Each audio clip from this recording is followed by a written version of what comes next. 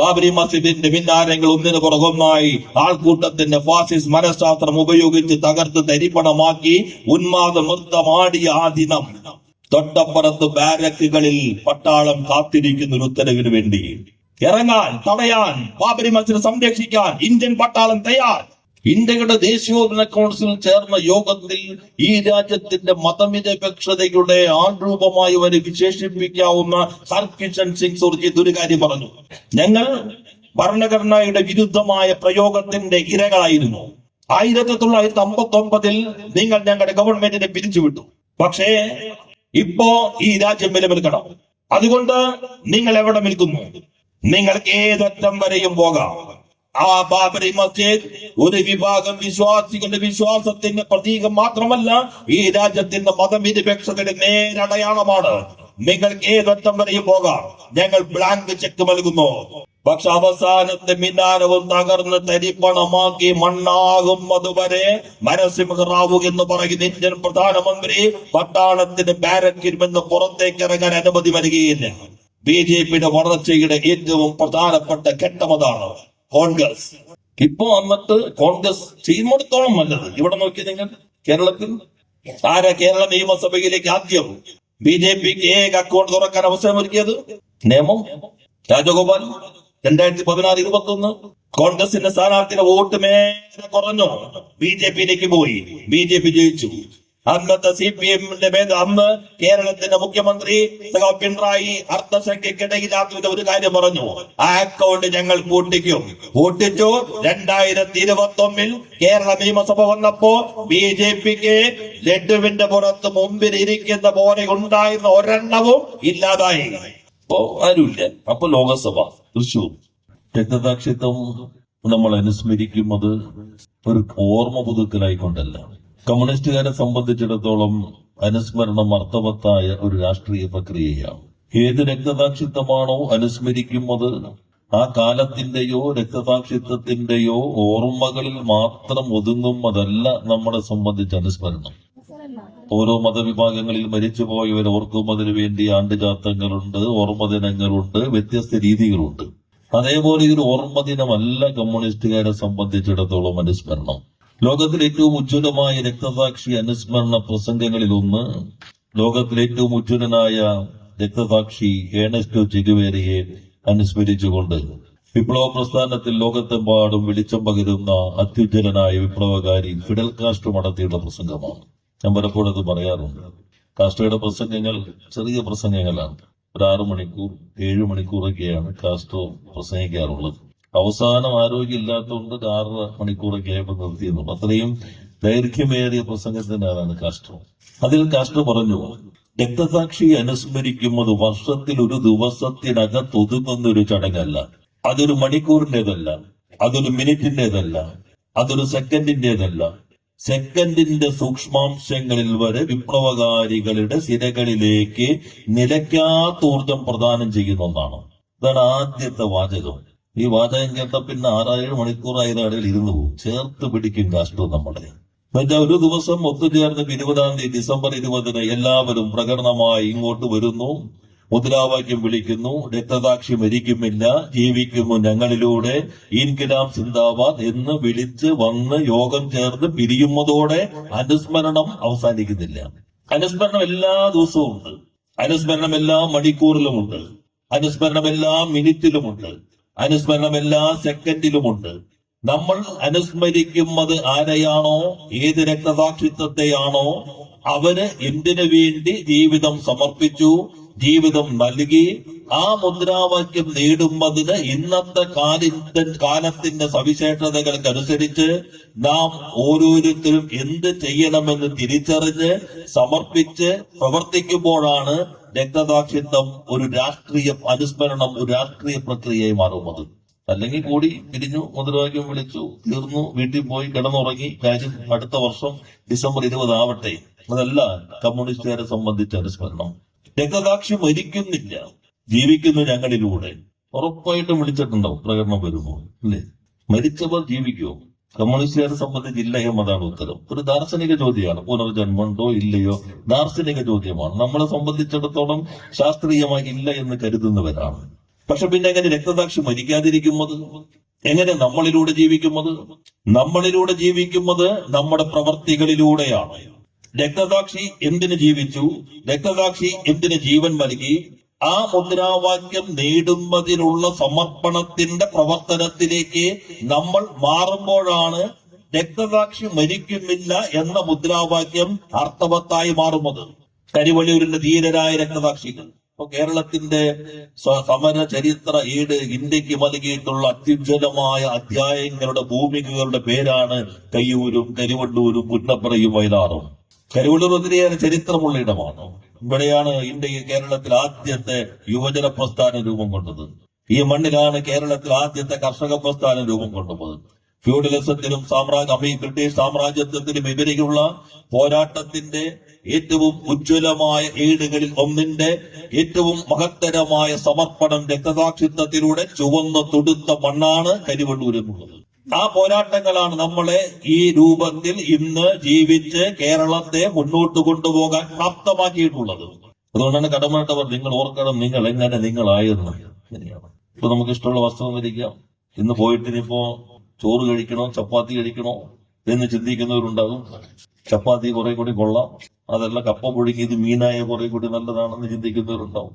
റാഗി കുറുക്കിയതല്ലേ ഇപ്പോഴത്തെ കാലത്ത് ഡയബറ്റിക്സുകളിൽ നല്ലതെന്ന് കരുതുന്നവരുണ്ടാവും. ഇഷ്ടപ്പെട്ട ഭക്ഷണം കഴിക്കാം. പക്ഷെ അന്ന് ഈ ഉള്ള നെല്ല് മുഴുവൻ കൊണ്ടുപോകുന്നതിനെതിരെയാണ്. പണിയെടുത്തവന്റെ അധ്വാനത്തിന്റെ ഉൽപ്പന്നം നേരെ കവർന്നെടുത്ത് പണിയെടുത്തവന് ഭക്ഷണം കഴിക്കാൻ പോലും ഒന്നും നൽകാതിരുന്ന ആ പ്രവൃത്തിക്കെതിരെയുള്ള പോരാട്ടം അതിനകത്ത് മാത്രം ഒതുങ്ങിയില്ല.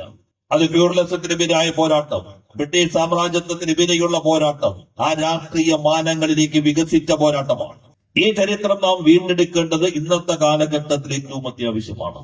ഞാൻ ആദ്യം പറഞ്ഞല്ലോ, അനുസ്മരണം അർത്ഥവത്തായ രാഷ്ട്രീയ പ്രക്രിയയായി വികസിക്കുന്നത് ജീവിക്കുന്ന കാലത്തെ തിരിച്ചറിഞ്ഞ് നാം ഏറ്റെടുക്കേണ്ട ഉത്തരവാദിത്തങ്ങൾ ശരിയായ രൂപത്തിൽ ആവിഷ്കരിച്ച് അതിനുവേണ്ടി സമർപ്പിക്കുമ്പോഴാണ്.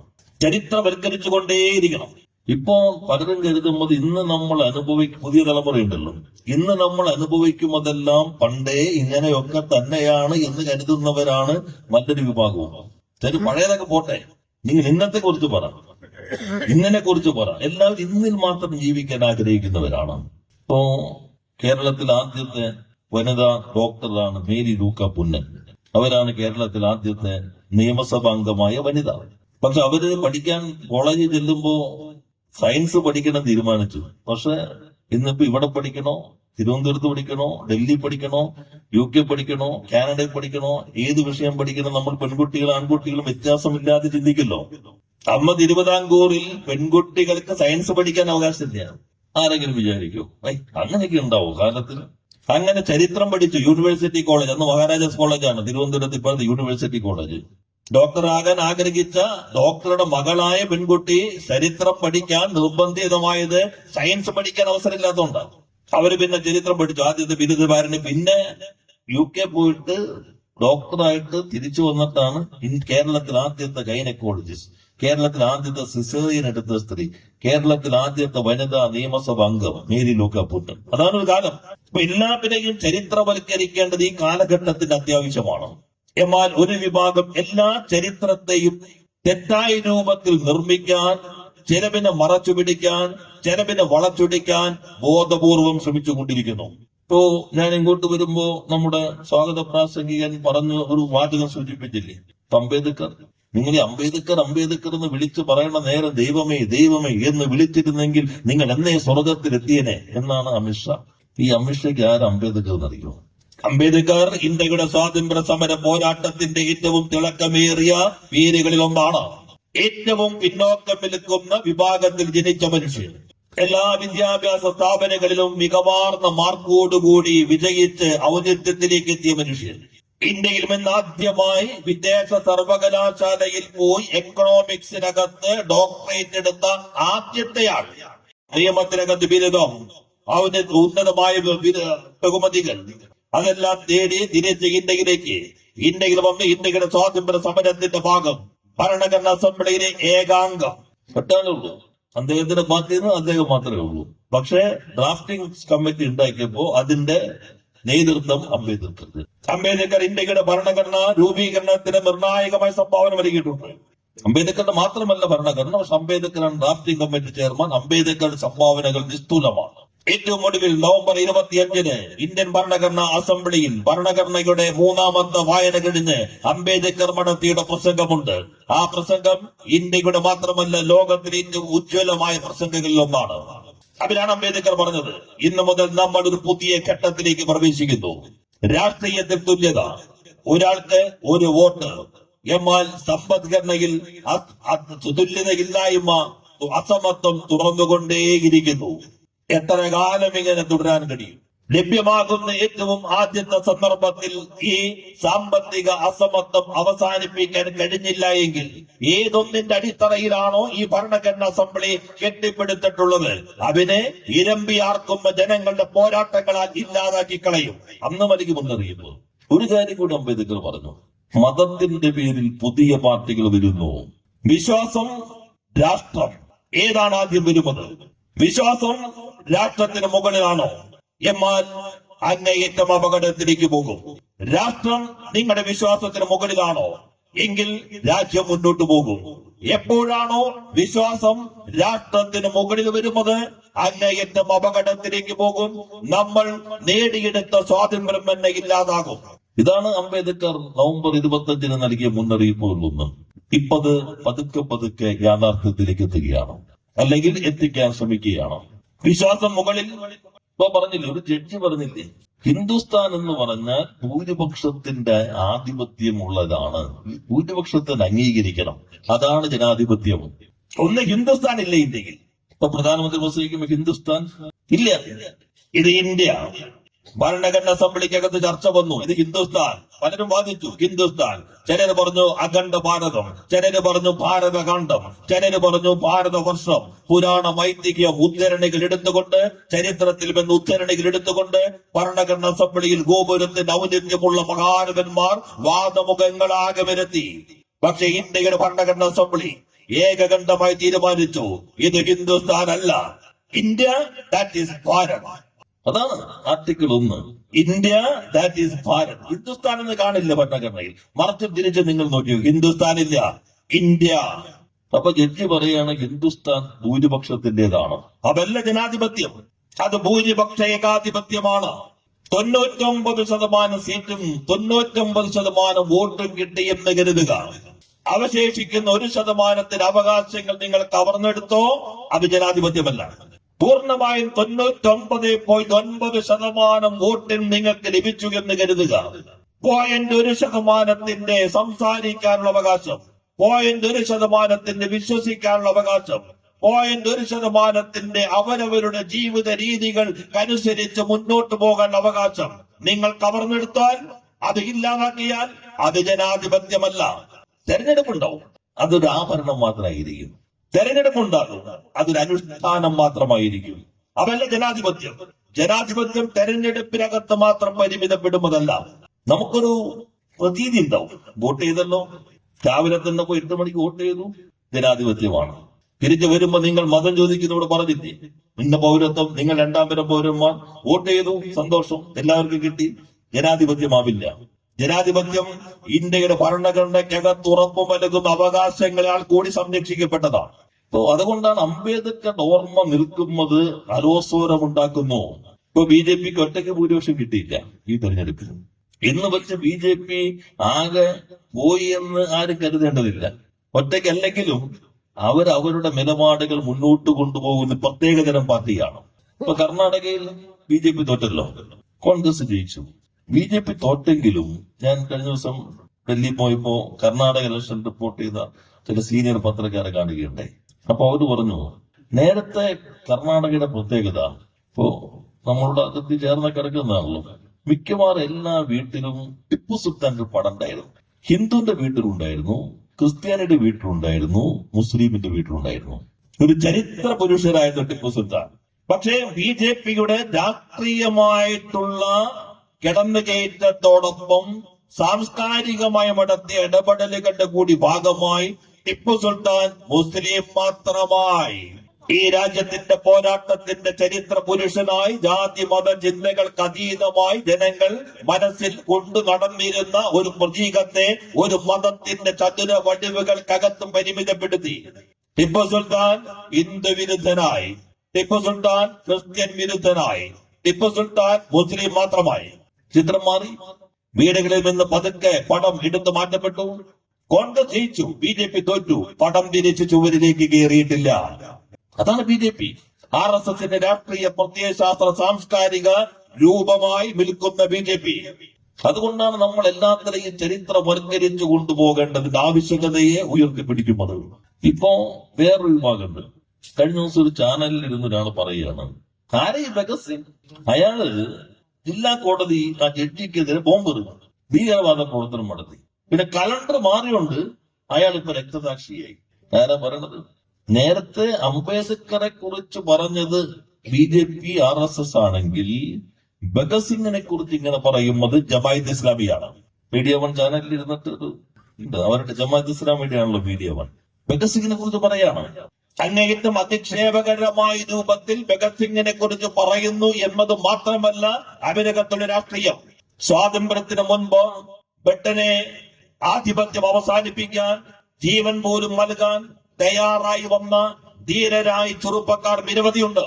അവരിൽ കൂട്ടത്തിൽ ഭഗത് സിംഗ് വളരെ ചെറുപ്പത്തിൽ തന്നെ പോരാളിയായി മാറിയ മനുഷ്യൻ. മരണത്തെ മുഖാമുഖം കണ്ടപ്പോഴും തനിക്ക് പുസ്തകങ്ങൾ വായിക്കണം, അവസാനം അടച്ച് പൂർത്തീകരിക്കാത്ത ലെനിന്റെ പുസ്തകം വിളിക്കാൻ വന്നു കഴിഞ്ഞപ്പോൾ ഞാനിത് വായിച്ച് തീർക്കട്ടെ എന്ന് വാർഡനോട് പറഞ്ഞ ആ ധീരനായ ചെറുപ്പക്കാരൻ ഭഗത് സിംഗ്. ഞങ്ങൾ ഡൽഹിയിലുള്ളപ്പോ ഡൽഹി ആർക്കൈവ്സിൽ ഭഗത് സിംഗിന്റെ വിചാരണയുടെ രേഖകൾ മുഴുവൻ ഞങ്ങൾ പോയി നോക്കി. ഇപ്പൊ ഉണ്ടോന്ന് അറിയാം, ഉണ്ടായിരിക്കും ഡിജിറ്റലൈസേഷൻ. ഞങ്ങൾ മുഴുവൻ പോയി നോക്കി. ഡൽഹിക്കാരത് കുറച്ച് സൗകര്യമുണ്ട്, വേറെ വായിക്കാൻ നോക്കാനൊക്കെ സമയം കിട്ടും. അപ്പോ ജയിലിൽ കൊണ്ടുവന്ന് വിചാരണയ്ക്ക് കൊണ്ടുപോയപ്പോ ഈ കോടതിയുടെ പ്രതിക്കൂട്ടി നിന്നിട്ട് അദ്ദേഹം പറഞ്ഞു, എനിക്ക് കമ്മ്യൂണിസ്റ്റ് ഇന്റർനാഷണൽ ഒരു സന്ദേശം അയക്കണം. ഏത് പ്രതിക്കൂട്ടി നിൽക്കാൻ എപ്പോ തൂക്കി കൊള്ളണമെന്ന് ചോദ്യമുള്ളൂ. അപ്പോഴാണ് പറയണത് എനിക്ക് ഇന്റർനാഷണൽ മെസ്സേജ് അയക്കണം, ഒന്ന് എഴുതിയെടുക്കാൻ ജഡ്ജിയോട്. അതാണ് ഭഗത് സിംഗ്. എന്നിട്ട് അവിടെ നിന്ന് ഡിക്റ്റേറ്റ് ചെയ്ത് കൊടുത്തു. വായിക്കാൻ പുസ്തകങ്ങൾ ചോദിച്ചു, മാർക്സിന്റെ പുസ്തകങ്ങൾ, ഗോർക്കിയുടെ പുസ്തകങ്ങൾ. ധീരനായ വിപ്ലവകാരി ഭഗത് സിംഗ്. ആ ഭഗത് സിംഗിനെ ഈ രൂപത്തിൽ അയാൾ ഭീകരവാദി, ജഡ്ജിയെ ബോംബെറിയാൻ പോയത് വ്യക്തിഗത ഭീകരവാദത്തിന്റെ അല്ല, ഭഗത് സിംഗിന്റെ പേര്. ഇപ്പൊ അഭിനയത്ത് വേറൊരു വാദമുണ്ട്, അത് നമ്മൾ കണ്ടോളണം. ജമാഅത്ത് ഇസ്ലാമി അതുമായി ബന്ധപ്പെട്ട് നിൽക്കുന്ന ആളുകൾ, ഇസ്ലാമിക രാഷ്ട്രീയ നിലപാടുകൾ പൊളിറ്റിക്കൽ ഇസ്ലാമിന്റെ വക്താക്കൾ, അവർ ഇന്ന് ഭീകരവാദ പ്രവർത്തനം നടത്തുന്നവരാണെങ്കിൽ നാളെ ഇസ്ലാമിക രാഷ്ട്രം വന്നാൽ അവർ മഹാന്മാരായി തീരും എന്നുള്ളതാണ് സന്ദേശം. അതാണ് സന്ദേശം. ഭഗത് സിംഗിനെ അധിക്ഷേപിക്കൽ മാത്രമല്ല. ഇപ്പോ പോപ്പുലർ ഫ്രണ്ട് ഭീകരവാദമാണ്, പക്ഷെ ഇസ്ലാമിക രാഷ്ട്രം നാളെ വരും. നാളെ വന്നാലോ പോപ്പുലർ ഫ്രണ്ടിന്റെ ആളുകൾ മഹാന്മാരായിരിക്കും. ഇതാ ജമാഅത്ത് ഇസ്ലാമി. മൗദൂദി ഔറംഗാബാദിലെ ജനിച്ചത്.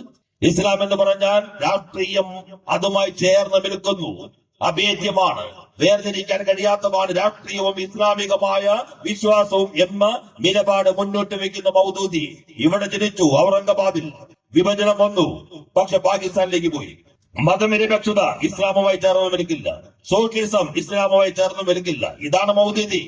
അവർക്കും ചരിത്രം ശരിയായ രൂപത്തിൽ അവതരിപ്പിക്കപ്പെടാൻ പാടില്ല. ഇപ്പുറത്ത് ഹിന്ദുത്വ ശക്തികൾ, അവർക്കും ചരിത്രത്തെ വളച്ചൊടിക്കണം, ചരിത്രത്തെ തെറ്റായ രൂപത്തിൽ അവതരിപ്പിക്കണം. മറുവശത്ത് ഇസ്ലാമിക മൗലികവാദത്തിന്റെയും തീവ്രവാദത്തിന്റെയും നിലപാട് സ്വീകരിക്കുന്ന സംഘടനകൾ, അവർക്കും ചരിത്രത്തെ മറച്ചുപിക്കണം. ഇത് വളരെ ഗൗരവത്തോടു കൂടി നമ്മൾ കാണേണ്ട ഒരു ഭാഗമാണ്. പിന്നെ ആരും പ്രതിരോധിക്കും? കോൺഗ്രസിന് കഴിയോ? ഇപ്പൊ പടക്കം പിടിച്ച് നിൽക്കുന്നുണ്ട്. ഈ നെഹ്റുവിനെ ഇത്രമാത്രം അധിക്ഷേപിച്ചില്ലേ ജവഹർലാൽ നെഹ്റുവിനെ? ശക്തമായ ഏതെങ്കിലും തരത്തിലുള്ള പ്രതിരോധം കോൺഗ്രസിന്റെ ഭാഗത്ത് നിന്ന് വന്നോ? കോൺഗ്രസിനെ BJP പ്രതിരോധിക്കാൻ കഴിയുന്നുണ്ടോ? ഇത്തവണയും ഒരുപക്ഷെ BJP പരാജയപ്പെടുമെന്ന് കരുതിയെങ്കിൽ അതിലേക്ക് എന്താ വിരുമ്പതിന്റെ ഒരു കാരണം കോൺഗ്രസ് അല്ലേ? ലോക്സഭാ തെരഞ്ഞെടുപ്പ് കഴിഞ്ഞിട്ടും കോൺഗ്രസിന്റെ സമീപനം മാറിയിട്ടുണ്ടോ? ഇപ്പോ ഹരിയാന എല്ലാവരും വിചാരിച്ച് BJP തോക്കുന്നതാണ്.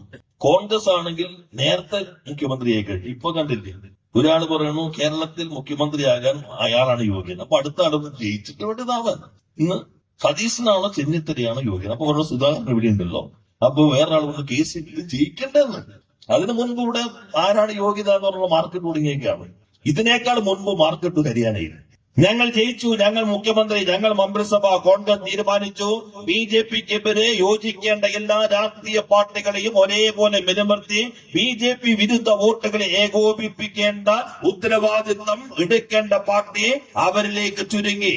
തങ്ങൾക്ക് ഇപ്പോഴേ അധികാരം കിട്ടിയതിലേക്ക് ആ ഭാവനയിലേക്ക് എത്തി. SP-യുമായി കൂടിയില്ല, ആം ആദ്മി പാർട്ടിയുമായി കൂടിയില്ല, കർഷക പ്രസ്ഥാനങ്ങളുമായി ചേർന്നില്ല, ഒറ്റയ്ക്കുമെന്നോ.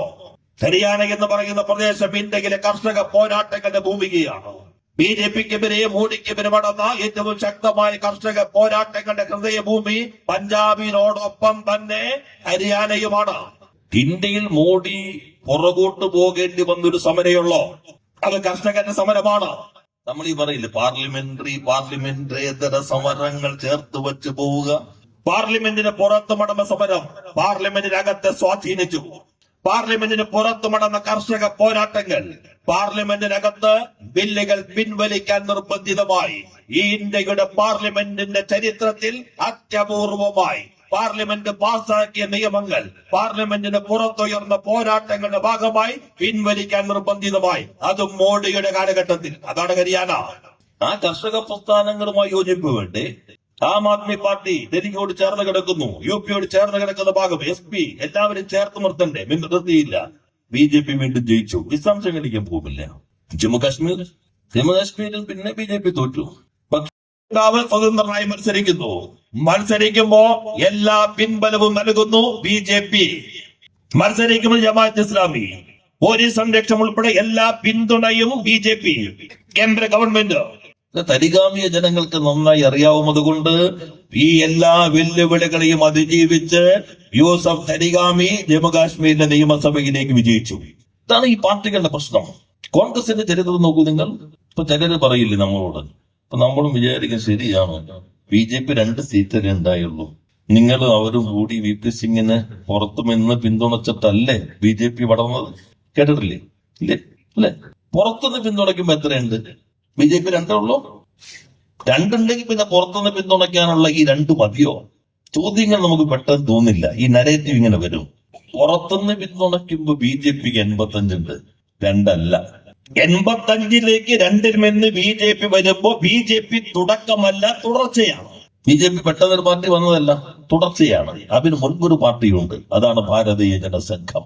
1952 ഇന്ത്യയിൽ ആദ്യത്തെ തെരഞ്ഞെടുപ്പ് നടന്ന ഘട്ടത്തിൽ ഭാരതീയ ജനസംഘത്തിന് 3 സീറ്റ് കിട്ടി. 2 സീറ്റ് ബംഗാളിൽ നിന്ന്. അതിന്റെ മേധാവ് ശ്യാമപ്രസാദ് മുഖർജി. ഹിന്ദുത്വ ബ്ലോക്കിന് 1952 ഒന്നാമത്തെ തെരഞ്ഞെടുപ്പിൽ 10 സീറ്റ് കിട്ടി. ഈ ശ്യാമപ്രസാദ് മുഖർജിയാണ് നെഹ്റു ആദ്യത്തെ ക്യാബിനറ്റിനകത്ത് ഉൾപ്പെടുത്തിയത്, ആദ്യത്തെ മന്ത്രിസഭയിൽ. ഈ 10 സീറ്റുള്ള ജനസംഘം പിന്നീട് 1967 ലോക്സഭാ തെരഞ്ഞെടുപ്പിൽ 35 സീറ്റ് ഉണ്ട്. 1971 തെരഞ്ഞെടുപ്പായപ്പോ അത് 22 കുറഞ്ഞു. 35 സീറ്റ് വരെ പാർലമെന്റിലുണ്ടായി. ജനതാ പാർട്ടിയിൽ ജനസംഘം ജയിച്ചു. പിന്നെ പുറത്തേക്ക് വന്നത് BJP ആയി മത്സരിച്ചപ്പോ ആദ്യം 2 സീറ്റ്. അങ്ങനെയാണ്. അപ്പോ 3 തുടങ്ങി. ഹിന്ദുത്വ, രാമനവമി, വിശ്വഹിന്ദു എല്ലാം കൂടി 10. ആ 10 തുടങ്ങി 35-ലെത്തി, 22 താണു, പിന്നെ ലയിച്ചു. പുറത്തേക്ക് വന്നപ്പോ 2. ഈ 2-ൽ നിന്ന് 85-ലേക്ക് എത്തിക്കുന്നതിൽ ഏറ്റവും പ്രധാന സംഭാവന ചെയ്ത വ്യക്തി രാജീവ് ഗാന്ധി. ഇതാ ചരിത്രം. 49-ൽ പൂട്ടിൻ താക്കോൽ സരയൂ നദിയിൽ മനുഷ്യർക്ക് ഒരിക്കലും മുങ്ങി തപ്പിയാൽ പോലും തിരിച്ചെടുക്കാൻ കഴിയാത്ത വിധം എറിഞ്ഞു കളയണമെന്ന് നെഹ്റു പറഞ്ഞ ആ തർക്കം നിൽക്കുന്ന പ്രദേശത്തെ തുറന്നു കൊടുത്ത് ആരാധനയ്ക്ക്, ശിലാന്യാസ പൂജയ്ക്ക് അനുമതി നൽകിയ രാജീവ് ഗാന്ധി. അരുൺ നെഹ്റു എന്ന് പറയുന്ന അദ്ദേഹത്തിന്റെ പ്രിയ സുഹൃത്തിന്റെ രാഷ്ട്രീയ ഉപദേശം സ്വീകരിച്ച് ശബാന കേസിന് ശേഷമുള്ള ഹിന്ദു ശക്തികൾക്കിടയിലുള്ള വിരോധത്തെ മറികടക്കാൻ എളുപ്പവഴി തുറന്നു കൊടുത്തു. 49 മുതൽ അടച്ചിട്ടിരുന്ന ഭൂതത്തെ തുറന്ന് ഹിന്ദുത്വമായി ഈ രാജ്യത്തെ ആകെ ആളിപ്പിടിക്കാൻ തുറന്നിട്ട് കൊടുത്തു കോൺഗ്രസ്. അങ്ങനെ 2-85 വന്ന് രാമമുദ്രാവാക്യം ആദ്യം ഉയർത്തിയത് ആര്? രാമരാജ്യം എന്ന മുദ്രാവാക്യം ആദ്യം ഉയർത്തിയത് ഇന്ത്യയിലായത് രാഷ്ട്രീയ പാർട്ടി തെരഞ്ഞെടുപ്പിൽ. ഇപ്പോ മനുഷ്യങ്കരയ്യർ കഴിഞ്ഞ ദിവസം അദ്ദേഹത്തിന്റെ അഭിമുഖമൊക്കെ വന്നല്ലോ. അദ്ദേഹമായിരുന്നു രാജീവ് ഗാന്ധിയുടെ പ്രസംഗം എഴുത്തുകാരൻ. മണിശങ്കരയ്യർ പറഞ്ഞു, ഞാൻ എഴുതി കൊടുത്ത പ്രസംഗം മാറ്റിവച്ചിട്ടാണ് അയോധ്യ ഉൾക്കൊള്ളുന്ന ലോകസഭാ മണ്ഡലത്തിൽ നിന്ന് ലോകസഭാ തെരഞ്ഞെടുപ്പിന്റെ പ്രചരണ ഉദ്ഘാടനം നിർവഹിച്ചുകൊണ്ട് രാജീവ് ഗാന്ധി ആ തെരഞ്ഞെടുപ്പിലെ മുദ്രാവാക്യം പ്രഖ്യാപിച്ചു, രാമരാജ്യം. അതാണ്. പിന്നെ VP സിംഗ് വന്നു. അപ്പോഴാണ് 85 നമ്മളും BJPയും ഇടതുപക്ഷവും പുറത്തുനിന്ന് പിന്തുണച്ചു. ഇടതുപക്ഷം പുറത്തുനിന്ന് പിന്തുണയ്ക്കുമെന്ന് വ്യവസ്ഥയുണ്ടായിരുന്നു. BJP VP സിംഗ് ഗവൺമെന്റ് ചേരാൻ തയ്യാർ. ഇടതുപക്ഷം പറഞ്ഞു, ഞങ്ങൾ നിങ്ങളെ പിന്തുണയ്ക്കാം. ഒരേ ഒരു വ്യവസ്ഥ, BJP ഗവൺമെന്റിൽ ഉണ്ടാകാൻ പാടില്ല. BJP പുറത്തു നിർത്തി, പുറത്തുനിന്ന് പിന്തുണ. അയോധ്യ മുദ്രാവാക്യം ഉയർത്തിക്കൊണ്ട് അദ്വാനിയുടെ രഥയാത്ര ബീഹാറിലേക്ക് പ്രവേശിക്കുന്നു. ഇന്ത്യൻ രാഷ്ട്രീയത്തിൽ ഇടതുപക്ഷം കഴിഞ്ഞാൽ BJPയുമായി ചേരാത്ത ഏക കോൺഗ്രസ് ഇതര പാർട്ടിയുള്ളൂ. ആ പാർട്ടിയാണ് ലാലു പ്രസാദ് യാദവിന്റെ പാർട്ടി. ലാലു ഒരിക്കലും ചേർന്നിട്ടില്ല BJPയുമായി. DMK ചേർന്നിട്ടുണ്ട്, ADMK ചേർന്നിട്ടുണ്ട്, ജനതാദൾ, പല പാർട്ടികൾ എല്ലാവരും ചേർന്നിട്ട് ലാലു പ്രസാദ് ചേർന്നിട്ടില്ല BJPയുമായി. ബീഹാറിലേക്ക് കടന്നു. VP സിംഗ് പറഞ്ഞു, തടയണം, അറസ്റ്റ് ചെയ്യണം. നാം എപ്പോഴും ചരിത്രം വൽക്കരിച്ചുകൊണ്ടേയിരിക്കണം. VP സിംഗിനെ ഗവൺമെന്റിന്റെ നിർദ്ദേശപ്രകാരം ബീഹാറിലേക്ക് കടന്ന അദ്വാനിയെ ലാലു പ്രസാദ് യാദവിന്റെ മുഖ്യമന്ത്രിയുടെ നിർദ്ദേശപ്രകാരം അറസ്റ്റ് ചെയ്ത് ജയിലിലടച്ചു. രഥയാത്ര തടഞ്ഞു. BJP പിന്തുണ പിൻവലിച്ചു. ഗവൺമെന്റ് ന്യൂനപക്ഷമായി. ഇന്ത്യയുടെ പാർലമെന്റിന്റെ ചരിത്രത്തിൽ ഒരേയൊരു തവണ മാത്രമാണ് നിങ്ങൾ വർഗീയതയ്ക്കൊപ്പമാണോ മതനിരപേക്ഷതയ്ക്കൊപ്പമാണോ എന്ന ചോദ്യത്തെ അടിസ്ഥാനപ്പെടുത്തി ഒരു വിശ്വാസ വോട്ടെടുപ്പ് നടന്നിട്ടുള്ളൂ. അത് VP സിംഗ് ഭരിക്കുമ്പോഴാണ്. VP സിംഗിന്റെ കാവ്യോജ്വലമായ പ്രസംഗമുണ്ടെന്നത് പാർലമെന്റിൽ.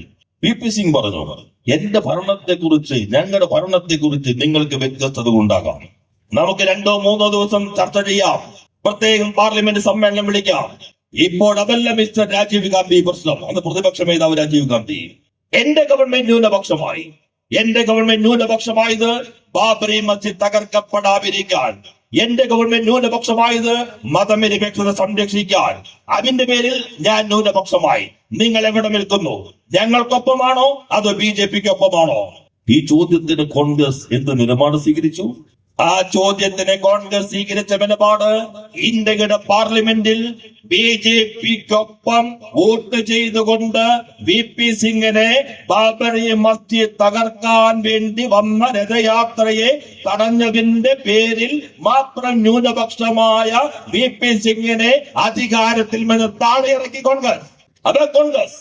ഞങ്ങളല്ല 2 നിന്ന് BJPയിലേക്ക് എത്തിച്ചത്, നിങ്ങൾ കോൺഗ്രസ്. പിന്നെ 92 ഡിസംബർ 6 ഈ രാജ്യം മറക്കാൻ ആഗ്രഹിക്കുന്ന കറുത്ത ദിനം. കറുപ്പെന്ന് പറയാൻ പറ്റും. ഈ രാജ്യം മറക്കാൻ ആഗ്രഹിക്കുന്ന ദിനം. ബാബരി മസ്ജിദിന്റെ മിനാരങ്ങൾ ഒന്നിനു പുറകൊന്നായി ആൾക്കൂട്ടത്തിന്റെ ഫാസിസ്റ്റ് മനഃശാസ്ത്രം ഉപയോഗിച്ച് തകർത്ത് തരിപ്പണമാക്കി ഉന്മാദമൃത്തമാടിയ ആ ദിനം. തൊട്ടപ്പുറത്ത് ബാരക്കുകളിൽ പട്ടാളം കാത്തിരിക്കുന്ന ഒരു ഉത്തരവിന് വേണ്ടി. ഇറങ്ങാൻ, തടയാൻ, ബാബരി മസ്ജിദ് സംരക്ഷിക്കാൻ ഇന്ത്യൻ പട്ടാളം തയ്യാർ. ഇന്ത്യയുടെ ദേശീയോദ്ഗ്രഥന കൗൺസിൽ ചേർന്ന യോഗത്തിൽ ഈ രാജ്യത്തിന്റെ മതനിരപേക്ഷതയുടെ ആൾരൂപമായി വരെ വിശേഷിപ്പിക്കാവുന്ന ഹർകിഷൻ സിംഗ് സുർജിത് ഒരു കാര്യം പറഞ്ഞു. ഞങ്ങൾ ഭരണഘടനയുടെ വിരുദ്ധമായ പ്രയോഗത്തിന്റെ ഇരകളായിരുന്നു. 1959 നിങ്ങൾ ഞങ്ങളുടെ ഗവൺമെന്റിനെ പിരിച്ചുവിട്ടു. പക്ഷേ ഇപ്പോ ഈ രാജ്യം നിലനിൽക്കണം. അതുകൊണ്ട് നിങ്ങൾ എവിടെ നിൽക്കുന്നു? നിങ്ങൾക്ക് ഏതറ്റം വരെയും പോകാം. ആ ബാബറി മസ്ജിദ് ഒരു വിഭാഗം വിശ്വാസികളുടെ വിശ്വാസത്തിന്റെ പ്രതീകം മാത്രമല്ല, ഈ രാജ്യത്തിന്റെ മതനിരപേക്ഷതയുടെ നേരടയാളമാണ്. നിങ്ങൾക്ക് ഏതറ്റം വരെയും പോകാം. ഞങ്ങൾ ബ്ലാങ്ക് ചെക്ക് നൽകുന്നു. പക്ഷെ അവസാനത്തെ മിനാരവും തകർന്ന് തരിപ്പണമാക്കി മണ്ണാകുന്നതുവരെ നരസിംഹറാവു എന്ന് പറയുന്ന ഇന്ത്യൻ പ്രധാനമന്ത്രി പട്ടാളത്തിന് ബാരക്കിൽ നിന്ന് പുറത്തേക്ക് ഇറങ്ങാൻ അനുമതി വരികയില്ല. BJPയുടെ വളർച്ചയുടെ ഏറ്റവും പ്രധാനപ്പെട്ട ഘട്ടമതാണ് കോൺഗ്രസ്. ഇപ്പോ വന്നിട്ട് കോൺഗ്രസ് ചെയ്യുന്നിടത്തോളം നല്ലത്. ഇവിടെ നോക്കി നിങ്ങൾ കേരളത്തിൽ കേരള നിയമസഭയിലേക്ക് ആദ്യം BJPക്ക് ഏക അക്കൗണ്ട് തുറക്കാൻ അവസരം ഒരുക്കിയത് നിയമം രാജഗോപാൽ. 2016-21 കോൺഗ്രസിന്റെ സ്ഥാനാർത്ഥിയുടെ വോട്ട് മേലെ കുറഞ്ഞു. BJPയിലേക്ക് പോയി. BJP ജയിച്ചു. അന്നത്തെ CPMന്റെ അന്ന് കേരളത്തിന്റെ മുഖ്യമന്ത്രി പിണറായി അർത്ഥശങ്കയ്ക്കിടയിലാത്ത ഒരു കാര്യം പറഞ്ഞു, ആ അക്കൗണ്ട് ഞങ്ങൾ പൂട്ടിക്കും. പൂട്ടിച്ചു. 2021 കേരള നിയമസഭ വന്നപ്പോ BJPക്ക് ലഡുവിന്റെ പുറത്ത് മുമ്പിൽ ഇരിക്കുന്ന പോലെ ഉണ്ടായിരുന്ന ഒരെണ്ണവും ഇല്ലാതായി. അപ്പോ ആരുമില്ല. അപ്പൊ ലോകസഭ തൃശൂർ. ഇപ്പൊ നരേറ്റീവ് അവിടെ പൂരം തിരക്കി ഇവിടെ വന്ന് നിങ്ങൾ ഇപ്പൊ ഞങ്ങൾ നന്നായി തോറ്റു 19 ലോകസഭയിൽ. കഴിഞ്ഞ ലോകസഭയിൽ ഞങ്ങൾ തോറ്റതാണ്. രാഷ്ട്രീയമാണ്. അതാത് കാലത്ത് രാഷ്ട്രീയം നിലപാടുകൾ നിർണ്ണയിക്കും. രാഷ്ട്രീയ നിലപാടുകൾ രൂപം കൊള്ളുന്ന മഴ പെയ്യുമ്പോൾ പൊട്ടിമുളയ്ക്കുന്ന കൂട് പോലെയല്ല. അതാത് കാലത്ത് അനുഭവങ്ങൾ, ജീവിതാനുഭവങ്ങൾ, സാമൂഹ്യ പരിസരം രാഷ്ട്രീയത്തെ നിർണ്ണയിക്കും. 19 അതിന് മുൻപുള്ളതിനേക്കാൾ 5.5% വോട്ട് കുറഞ്ഞു. 24 1.5%, 1.25 കുറഞ്ഞുള്ളൂ. പക്ഷെ BJP ഒന്ന് ജയിച്ചു. മിക്കവാറും മണ്ഡലങ്ങളിൽ അതിന് മുൻപ് കിട്ടിയതിനേക്കാൾ വോട്ട് ഇടതുപക്ഷത്തിന് കുറഞ്ഞു. ഇടതുപക്ഷത്തിൽ അതിന് മുൻപ് കിട്ടിയതിനേക്കാൾ വോട്ട് കൂടിയ മണ്ഡലമാണ് തൃശ്ശൂർ. അവിടെ ആരൊക്കെ വോട്ട് കുറഞ്ഞ്? നമുക്ക് നന്നായി കോൺഗ്രസിന് വോട്ട് കുറഞ്ഞു. അതിനു വേണ്ടിയാണ് ഇയാള് വടകരയിൽ നിന്ന് അവിടെ കൊണ്ട് നിർത്തിയത്. വോട്ട് കുറഞ്ഞപ്പോ നേരെ BJP ജയിച്ചു. BJP ജയിപ്പിച്ചു. കോൺഗ്രസ് ഒരു പ്രത്യേക രീതിയിലാണ്. ഞാൻ ഇനി അധികം സമയം എടുക്കുന്നില്ല. ഒരു വശത്ത് BJP, മറുവശത്ത് മുസ്ലിം ലീഗ്, മുസ്ലിം സംഘടനകൾ എല്ലാം ചേർന്ന് എങ്ങനെയെങ്കിലും അടുത്ത തെരഞ്ഞെടുപ്പിൽ കേരളത്തിൽ അവർക്ക് ജയിക്കണം. കേരളത്തിന്റെ ചരിത്രം നിങ്ങൾ നോക്കിക്കോളൂ. ചിലർ പറയും മാറി മാറി നിങ്ങൾ അവരും ഭരിച്ചതല്ലേ. ഇടതുപക്ഷം 30 കൊല്ലത്തിനിടയിൽ 6 വർഷമേ ഭരിച്ചിട്ടുള്ളൂ കേരളത്തിൽ. 1957-59 2, 67-69 കഷ്ടി 2, 80-82 കഷ്ടി 2, പിന്നെ 87 വരണ്ടേ. 57 മുതൽ 87 വരെയുള്ള 30 വർഷത്തിൽ ഇടതുപക്ഷം ആകെ ഭരിച്ചിട്ടുള്ളത് കേവലം 6 വർഷമേ ഉള്ളൂ. 87-91 4 വർഷമായി. തെരഞ്ഞെടുപ്പ് ഒന്നിച്ച് നടന്നോട്ടെന്ന് വെച്ച് രാജിവെച്ചു. കാലാവധി പൂർത്തീകരിച്ചില്ല. പിന്നെ 96-2001 ചരിത്രത്തിൽ ആദ്യമായി കാലാവധി പൂർത്തീകരിച്ച ഇടതുപക്ഷ ഗവൺമെന്റ്. എല്ലാ ഇടതുപക്ഷ വിരുദ്ധ ശക്തികളും യോജിച്ചു. എല്ലാവരും ഇടതുപക്ഷ ശക്തികൾ ആകെ യോജിച്ചു. 40 സീറ്റ് കിട്ടിയുള്ളൂ കാലാവധി പൂർത്തീകരിച്ചതിന് ശേഷമുള്ള തെരഞ്ഞെടുപ്പിൽ. അന്ന് കോൺഗ്രസിന് 61 സീറ്റ് കിട്ടി. നമുക്ക് ഇടതുപക്ഷത്തിന് ആകെ 40 സീറ്റ് കിട്ടിയിരുന്നു. ഏറ്റവും കുറവ് വോട്ട് കിട്ടി. കാലാവധി പൂർത്തീകരിച്ചു. ജനകീയ ആസൂത്രണം, എല്ലാവരുടെ ജീവിത നിലവാരം ഉയർത്താൻ നടത്തിയ പ്രവർത്തനം എല്ലാം കൊള്ളാം. പൊട്ടിച്ചപ്പോ സംഗതി ഏറ്റവും കുറവായി. എല്ലാ ശക്തികളെ ഏകോപിച്ചു. പിന്നെ 2006 വീണ്ടും നമ്മൾ അധികാരത്തിലേക്ക് വന്നു. 2006 കഴിഞ്ഞ് കാലാവധി വീണ്ടും പൂർത്തീകരിച്ചപ്പോ പിന്നെ വന്ന തെരഞ്ഞെടുപ്പിൽ വിജയത്തിനടുത്തെത്തിയ പരാജയം. ചെറിയ സീറ്റ്, 4 സീറ്റ്, 2 അങ്ങോട്ട് മാറി, ചിത്രം മാറിയത്. അപ്പൊ നമുക്ക് ആകെ 40 കിട്ടിയത് 2009. പിന്നെ 2006 കഴിഞ്ഞ് നമ്മൾ ട്രെയിൻ വരേണ്ട സമയം ഞാൻ അതിലേക്ക് ചരിത്രം ചെയ്യാൻ പോണില്ല. 2000-ലേക്ക് എത്തിയപ്പോ വീണ്ടും സീറ്റ് കുറഞ്ഞു. ഇപ്പോഴത്തെ സ്ഥിതി കൂടി ഞാൻ പറഞ്ഞ അവസരം മുസ്ലിം ലീഗിൽ നിന്ന് ചാരി നിന്നിട്ട കോൺഗ്രസിന്റെ നിപ്പ്. 2009 കോൺഗ്രസിന് 63, മുസ്ലിം ലീഗിന് എത്ര? 17. ഇപ്പോ കോൺഗ്രസിനേക്കാൾ 47, ലീഗിനേക്കാൾ 47 സീറ്റ് കൂടുതൽ കോൺഗ്രസിനുണ്ട്. ഇപ്പൊ എത്രയാ?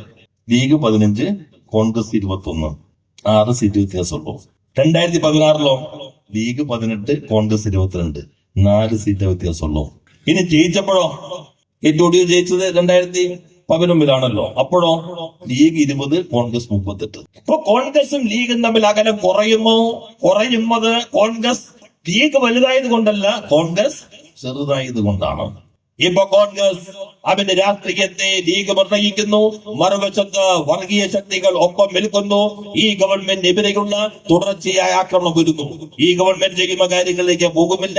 ഒരു ബദൽ സമീപനമായി കേരളത്തിലെ ഗവൺമെന്റ് വരികയാണ്.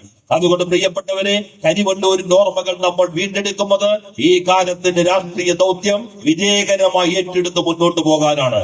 അത് ഹിന്ദുത്വ ശക്തികളെ, ഇന്ത്യയിലുള്ള അപകടത്തെ തിരിച്ചറിഞ്ഞ് അവന് മറികടക്കാൻ രാഷ്ട്രീയമായ പോരാട്ടം.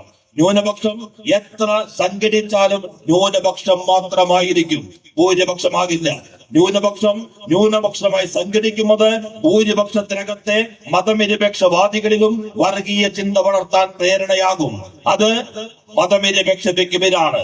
ന്യൂനപക്ഷവും ഭൂരിപക്ഷത്തിനകത്ത മതനിരപേക്ഷവാദികളും ഒന്നിച്ചു നിന്നുകൊണ്ട് മാത്രമേ ഹിന്ദുത്വ ശക്തികളെ പ്രതിരോധിക്കാൻ കഴിയുള്ളൂ.